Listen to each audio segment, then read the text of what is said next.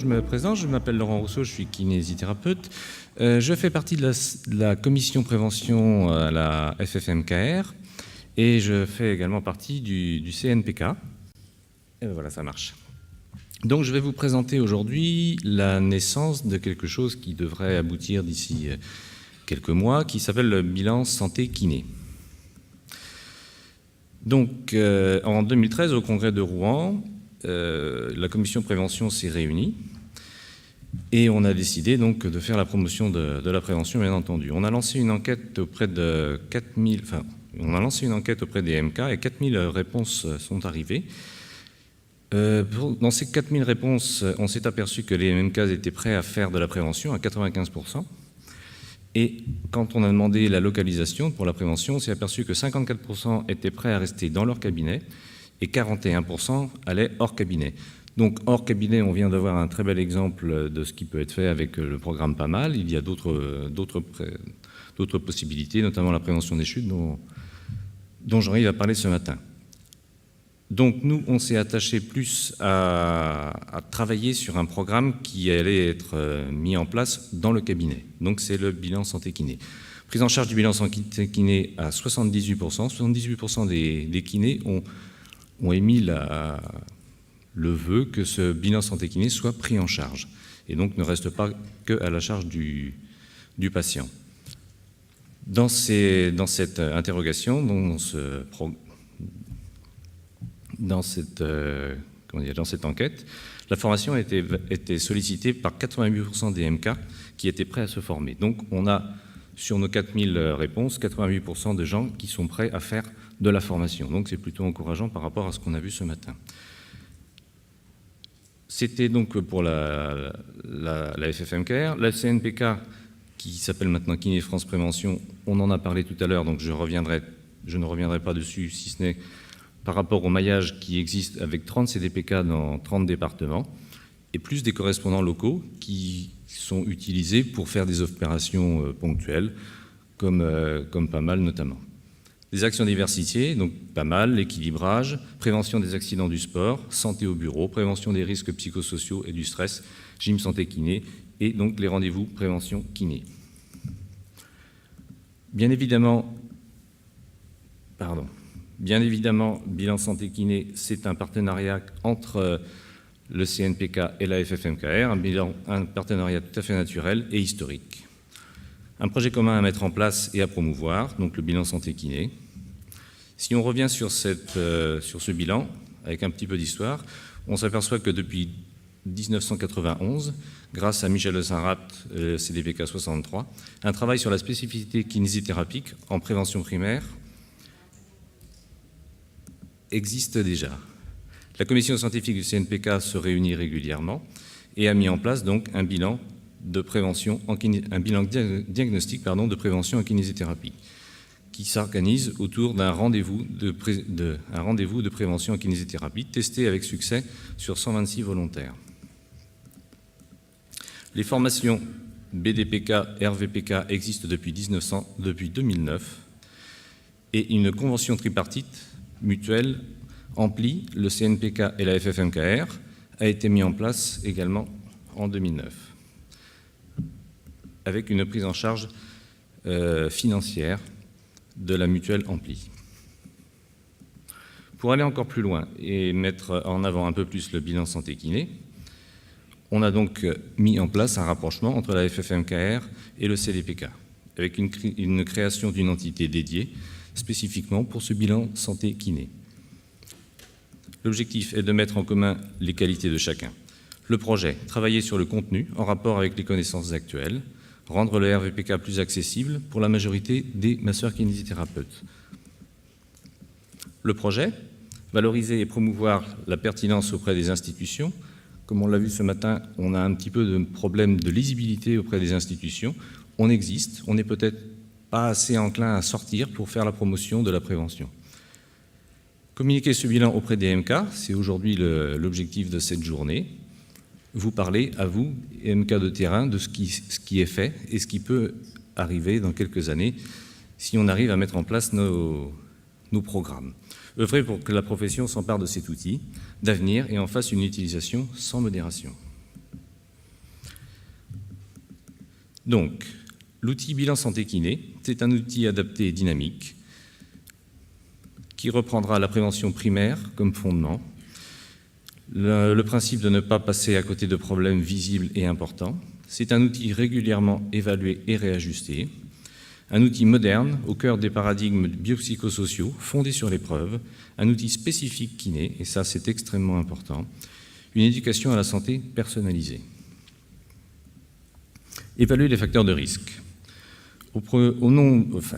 Les premiers facteurs de risque que nous pouvons évaluer, ce sont les risques biomécaniques liés à la gestuelle dans lesquels les professionnels de santé, que sont les masseurs kinésithérapeutes, sont experts. Risques psychosociaux liés au contexte et à l'environnement, dont Christian a parlé un petit peu tout à l'heure, qui sont essentiels à détecter dans les bilans. Détection des comportements à risque, dont on a également parlé tout à l'heure.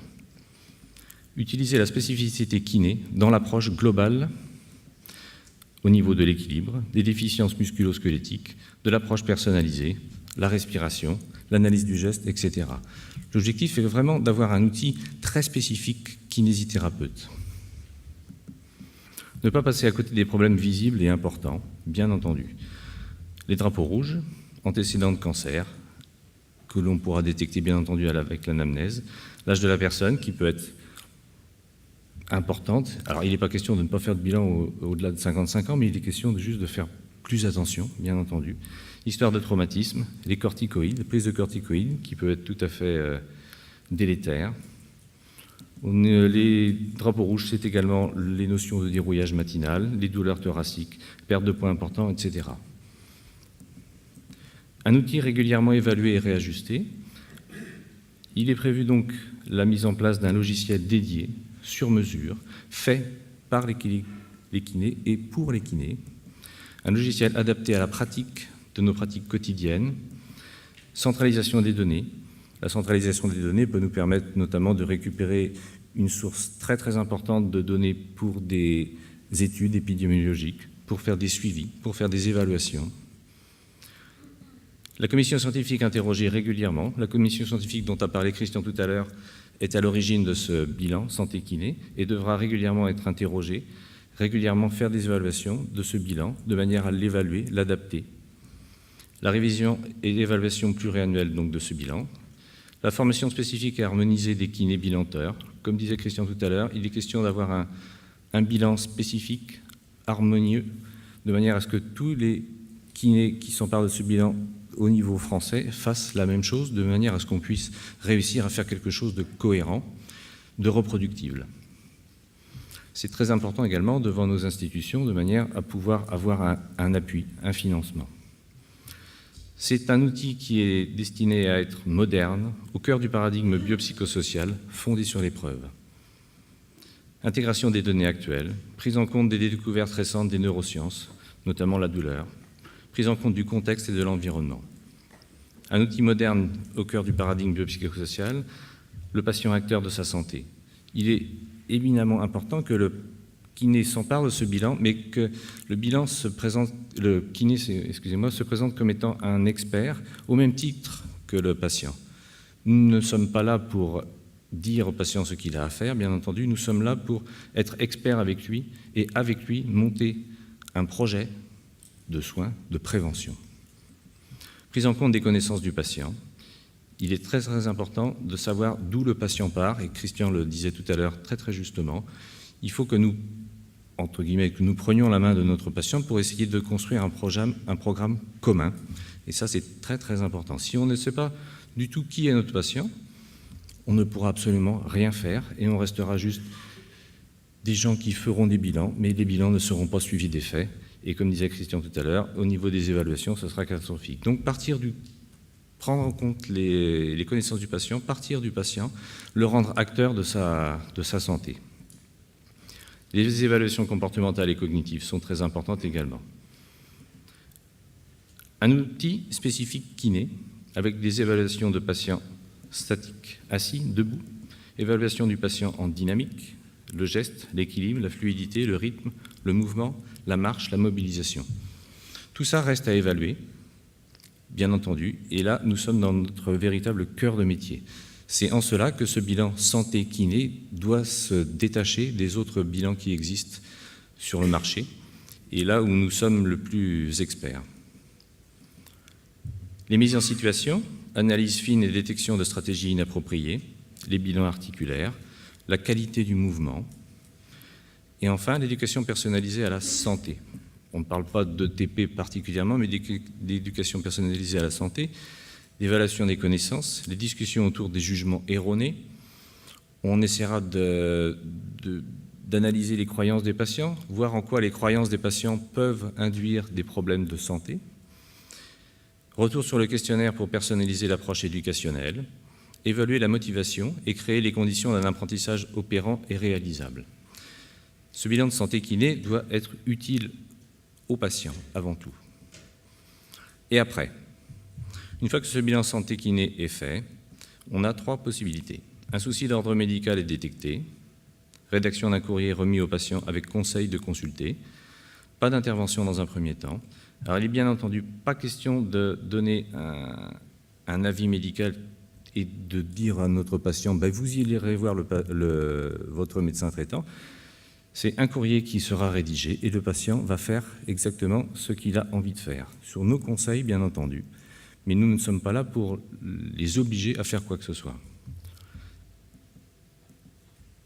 Deuxième cas, pas de souci majeur, mais une prédisposition à un risque de dysfonctionnement ostéo-articulaire. En fonction du bilan, on aura 2 possibilités. Soit une séance individuelle qualifiée de réharmonisation, donc c'est un entretien qu'on aura avec notre patient, et on lui proposera de faire des soins adaptés en fonction du bilan. Soit des séances collectives de gymnastique préventive. Comme Christian disait, c'est pas toujours facile de trouver des kinés qui soient opérants et qui proposent des soins comme ça, mais ça existe et on peut le faire. Et j'engage tous les kinés qui feront ces bilans santé kiné de mettre en place des séances de gym qui pourront être tout à fait utiles et pertinentes dans ce deuxième cas. Troisième cas de figure, tout va bien. Là, on en restera sur des conseils prophylactiques personnalisés. Des rendez-vous à distance seront pris. Dans ces cas-là, on peut tout à fait donner des conseils sportifs et demander aux patients d'avoir une activité régulière. Donc là, on reste dans la prescription d'activité physique. Voilà. En attendant ce bilan de santé kiné, pour lesquels nous travaillons actuellement, je pense que nous réussirons à avoir, je me tourne vers Pascal, des formations possibles d'ici quelques mois, on va dire. Oui, c'est ça, à peu près. En attendant que tout se mette en place, il faut sensibiliser les M4 de terrain à la prévention. C'est ce que vous êtes venus faire aussi ici aujourd'hui. Donc, on a mis en place des programmes de dépistage. Donc, si vous allez sur le site de la FFMKR, dans la rubrique prévention, vous pourrez trouver un petit module rapport au dépistage, avec le dépistage de l'obésité, dépistage des risques de chute et des troubles de l'équilibre, dépistage des complications respiratoires, BPCO. Ah, ça marche. Dépistage fonctionnel de l'appareil musculo-squelettique, dépistage des facteurs prédictifs des TMS. Donc, sur ces 5 modules, on a des petits questionnaires très très simples que l'on peut mettre en place avec ses propres patients au cabinet. En ce qui concerne le dépistage de l'obésité, 2 facteurs importants à noter, l'indice de masse corporelle, la mesure du tour de taille. Donc, je ne m'étends pas beaucoup sur ces notions de dépistage, vous verrez ça sur le site. Dépistage des risques de chute et des troubles de l'équilibre, 2 tests, le Time Up and Go test et un questionnement en rapport à l'antécédent de chute. Pour ce qui concerne la complication respiratoire BPCO, le nombre de paquets années est demandé. On demande de calculer le nombre de paquets années et des renseignements sur l'essoufflement, l'atout. Dépistage fonctionnel de l'appareil musculo-squelettique, on a une petite échelle fonctionnelle spécifique où on demande la recherche des limitations sur les 5 activités que le patient a le plus de difficultés à réaliser et on évalue. Les facteurs prédictifs des TMS, on demande une analyse fine sur ce qui se voit et sur ce qui se vit. 2 choses totalement différentes pour une même pathologie, pour une même douleur d'épaule par exemple. on peut avoir différentes possibilités d'aborder la chose en fonction du patient et sur ce qui se vit, sur ce qui se voit. Voilà, très très rapidement, les objectifs que nous avons pour ce bilan santé kiné, les choses qui ont déjà été mises en place.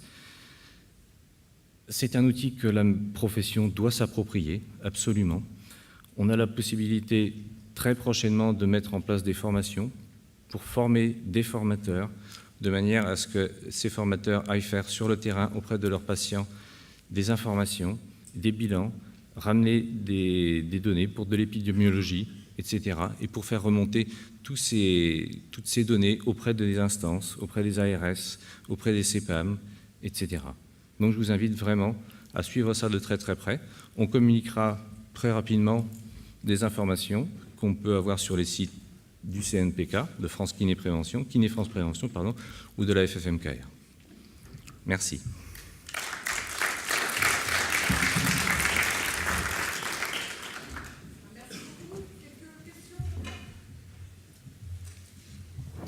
Une ou deux questions?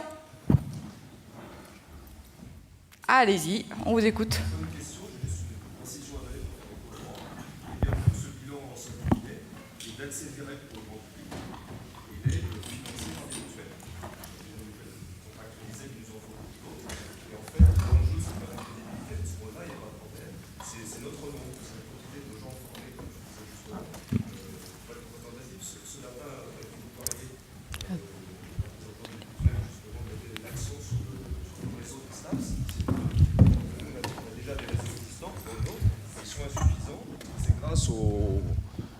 Au mouvement qui sera lancé par les kinés eux-mêmes, sans attendre quoi que ce soit de personne d'autre, qu'on arrivera à être en nombre suffisant pour créer justement cet élan et être de plus en plus représentatif. Il faut bien prendre conscience maintenant que le rôle du kiné dans la prévention, il dépend d'abord de lui-même en fait. C'est vraiment notre innovation, notre volonté de faire les choses, de mettre en place justement ces capacités préventives qui sera le signe de notre succès. On a vraiment la capacité à le faire. On a la crédibilité. Je crois que maintenant, l'enjeu, ça dépend de nous essentiellement. Très bien, merci de cette précision. Je fais écho à Pascal. Pour l'instant, les entretiens avec les mutuelles n'ont pas été mis en place parce que c'est encore un petit peu tôt. Tout est programmé. Le programme, il reste pour l'instant encore à définir. Notre cahier des charges est bien avancé déjà. Donc, dès que nous serons prêts, nous irons voir les mutuelles, nous ferons des communications auprès de vous et on lancera le programme une fois qu'il aura été préévalué. Voilà. Merci.